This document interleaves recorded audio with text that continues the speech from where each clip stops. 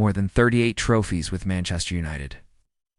That is an incredible achievement for any manager, especially in this modern era of football. But Sir Alex turned potential into dominance, and he did it in style. He built a team full of average players and turned them into legends. And that's what makes him the greatest manager of all time. Now, some people will always find a way to argue against it.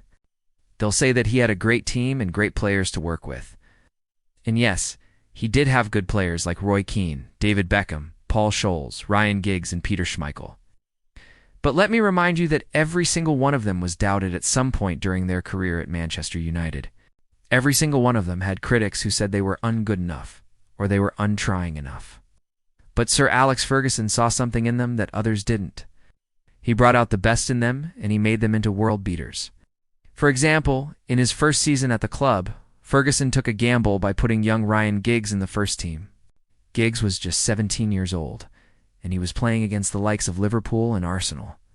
Some people thought that Ferguson had lost his mind, but Giggs went on to become one of the most successful players in Manchester United history, winning 13 Premier League titles, 4 FA Cups, and 2 Champions League trophies.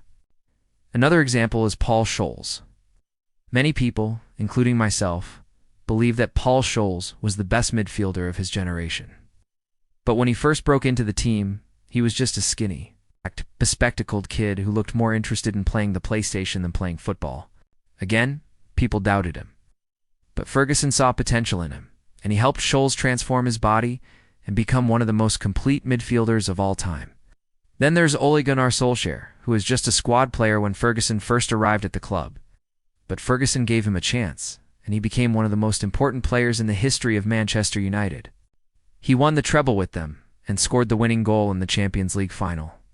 So yes, Sir Alex Ferguson had some good players during his time at Manchester United. But he also had a knack for improving players and getting the best out of them. He was a master tactician, and he was also a great man-manager.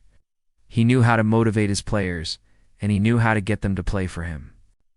It's easy to forget that Manchester United were a mid-table team when Ferguson took over. They hadn't won the league title in 26 years, but Ferguson turned them into a dominant force, and they won the Premier League 3 times in 4 years under his leadership.